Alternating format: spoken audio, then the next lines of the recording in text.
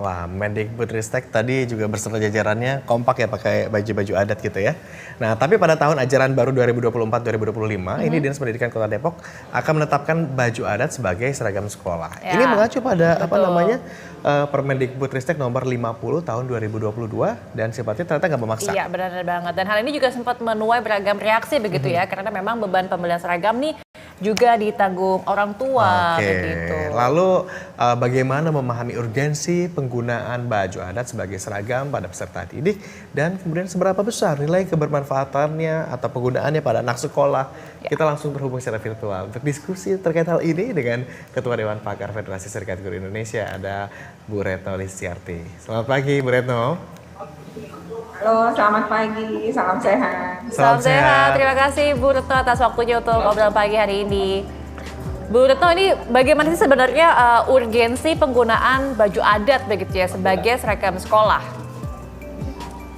Ya, pertama kan sebenarnya ini ada tindak lanjut terkait dengan Permendikbudristek nomor 12 ya, tahun 2024. Di mana Permendikbudristek tentang kurikulum pelaksanaan kurikulum Merdeka ini itu menyebutkan bahwa pramuka kemudian tidak lagi menjadi ekskul wajib. Dulunya kan ekskul wajib. Nah, kenapa kemudian ini ada kaitan? Karena setiap hari Rabu memang menggunakan baju pramuka itu kan para peserta didik di seluruh Indonesia. Nah, kalau merujuk pada peraturan Permendikbud yang tadi sudah disebutkan, yaitu nomor 50 ya, tahun 2022, itu memang ada penyebutan seragam untuk anak-anak itu disebut seragam nasional. Seragam nasional itu sebenarnya kalau anak-anak SD putih merah, SMP putih biru, SMA dan SMK adalah putih abu-abu. Nah, itu wajib pada Senin dan Kamis. Nah, kemudian Rabu itu adalah baju pramuka. Nah, tapi juga ada pakaian khas sekolah. Biasanya tiap sekolah itu punya pakaian khas masing-masing. Nah, atas dasar itu, maka kemudian ini muncul pakaian adat. Karena sebenarnya banyak sekali misalnya di hari Jumat, itu penggunaan seperti pada mayoritas agama tertentu gitu. Nah, malah maka kemudian ini dibuatlah gitu ya. Salah satunya boleh menggunakan pakaian adat yang akan diatur oleh pemerintah daerah melalui perda, dan memang itu kebijakan yang kemudian masing-masing daerah. Nah, kalau kemudian pertanyaannya kemudian manfaatnya apa, menurut saya sangat penting. Sebenarnya nggak harus begini sih. Misalnya pemerintah DKI Jakarta umpamanya menggunakan misalnya disebut baju encim atau disebut itu sebagai Betawi gitu. Sebenarnya yang dimaksud oleh Permendikbud ini tuh bebas aja, bisa saja walau itu di Jakarta, di Sumatera Utara atau di Nusa Tenggara Timur sekalipun, itu baju adat itu tidak ditentukan berdasarkan daerah, itu bisa. Jadi misalnya saya di Jakarta umpamanya bisa dalam satu kelas saja kita tuh beda-beda suku gitu. Nah, seharusnya tuh boleh menggunakan suku masing-masing sehingga tidak perlu beli lagi gitu.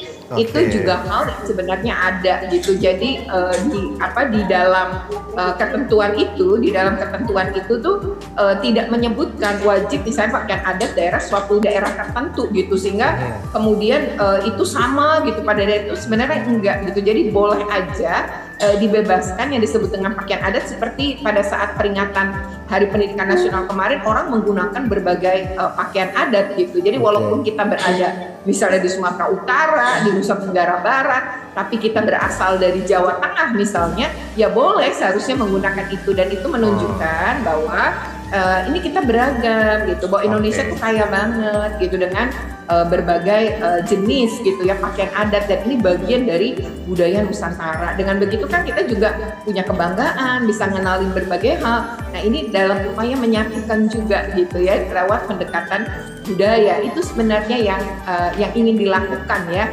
terkait dengan ketentuan menggunakan pakaian adat bagi peserta didik maupun guru. Oke, yang jelas tidak memberatkan gitu ya. Jadi bisa beragam, bisa dari wilayah mana aja meskipun tinggal di satu lokasi tertentu. Tapi Bu Retno, kemudian ini muncul pertanyaan juga lanjutan begitu. Ketika menggunakan baju adat, kemudian ada yang mungkin tampak terlihat lebih bagus, ada yang mungkin terlihat biasa aja, atau ada yang lebih menarik, ada yang tidak, karena itu disesuaikan dengan kemampuan masing-masing gitu.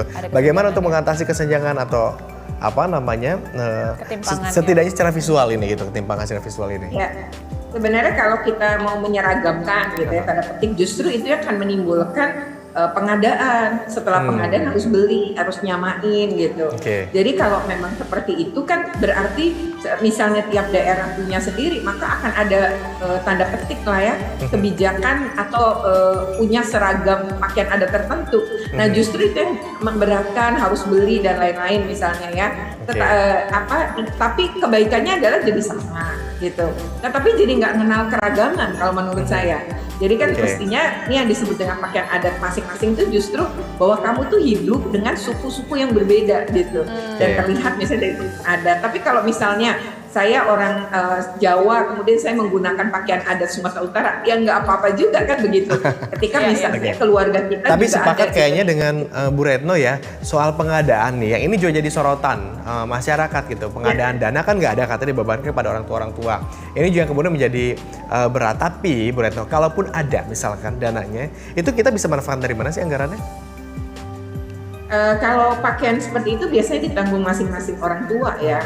Jadi kalau misalnya beli, nah justru yang saya khawatir tuh kayak pengadaan tadi gitu ya, dimonopoli tertentu gitu, ditentukan harga tertentu dan orang tua hanya bisa beli di tempat tertentu gitu. Nah itu yang praktek-praktek yang sebelumnya terjadi gitu pada jenis-jenis seragam gitu. Nah itu yang menurut saya justru akan memicu tuh praktek-praktek modal itu. Tapi memang kalau dari sisi penghasilan daerah misalnya, mungkin kita akan beda lagi ngelihatnya gitu. Jadi kalau menurut saya sih gini ya, pertama ya silahkan saja itu menjadi kebijakan pemerintah daerah sebenarnya diberikan juga oleh Permendikbudristek ini.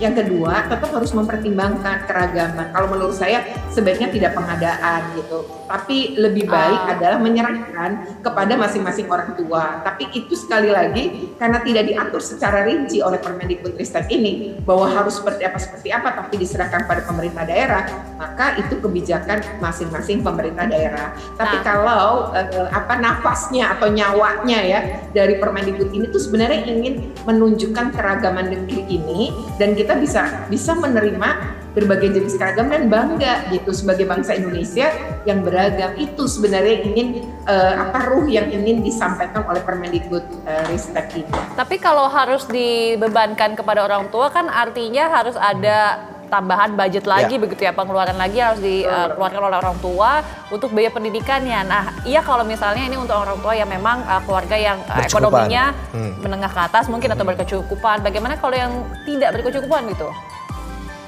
Ya, itu yang tentu harus kita pikirkan kalau pengadaan diseragamkan gitu ya. Memang ada plus minus gitu, tapi sebenarnya justru kalau saya gitu ya atau Federasi Serikat Guru Indonesia sih mendorong untuk sebaiknya tidak diseragamkan atau tidak ada model-model pengadaan sehingga tidak memberatkan orang tua. Jadi anak-anak biarlah menggunakan pakaian adat yang sudah ada di rumahnya masing-masing. Kalau kami ya, tetapi karena itu tadi pertanyaan Mbak betul bahwa itu sesuatu yang penting banget kita perhatikan. Apakah setiap orang tua ini kemudian memiliki uang untuk membeli tambahan seragam seperti itu, dan pakaian adat itu pasti nggak murah ya. Misalnya kalau di Lampung ada tapis, di ada ulos, itu juga hal yang sebenarnya tidak murah gitu. Nah tetapi tadi ya kayak beberapa daerah sudah pakai, misalnya Bali, mereka punya pakaian adat sendiri ya untuk di sekolah. Terus misalnya Padang ya Sumatera Barat gitu. Tapi memang ini kembali lagi ya kalau kepada kebijakan yang tidak memberatkan sih sebaiknya tidak diseragamkan, tapi seperti kebebasan memilih, dan itu malah menurut saya jauh lebih kaya, membuka anak-anak ini ya, membuka mata semua anak-anak ini bahwa kita beragam. Itu jadi menurut saya jauh lebih menarik sih ya dibanding sama gitu. Maksudnya dari Senin pakaiannya sama gitu, baju olahraga sama, baju putih merah atau putih birunya sama. Pas pakaian adat kok disamain lagi, padahal kita kan kaya ya dengan pakaian adat. Oke. Bu Retno, makasih banyak insight-nya pagi hari ini. Kita jadi punya gambaran baru tentang pros and cons dari seragam. Tujuannya baik sebenarnya untuk mengenalkan begitu ya adat dan juga budaya kepada anak-anak, tapi semoga kebijakannya bisa diolah agar tidak merugikan ataupun tidak memberatkan orang tua. Kita coba lihat ramu bersama-sama ya. Yang penting pesannya sampai gitu, diversity tadi. Betul. Tapi orang tua juga tidak merasa berat. Makasih banyak Bu Retno sudah bergabung bersama kami di Obrolan Pagi. Nanti kita diskusi lain waktu, ngobrol-ngobrol santai lagi ya. Selamat pagi Bu Retno. Pagi. Kita akan jeda dulu, Didis. Ya. Usai jeda, kita masih akan menyimpan informasi menarik lain. Jadi tetaplah bersama kami di Obrolan Pagi. Sarapan informasi pagi Anda.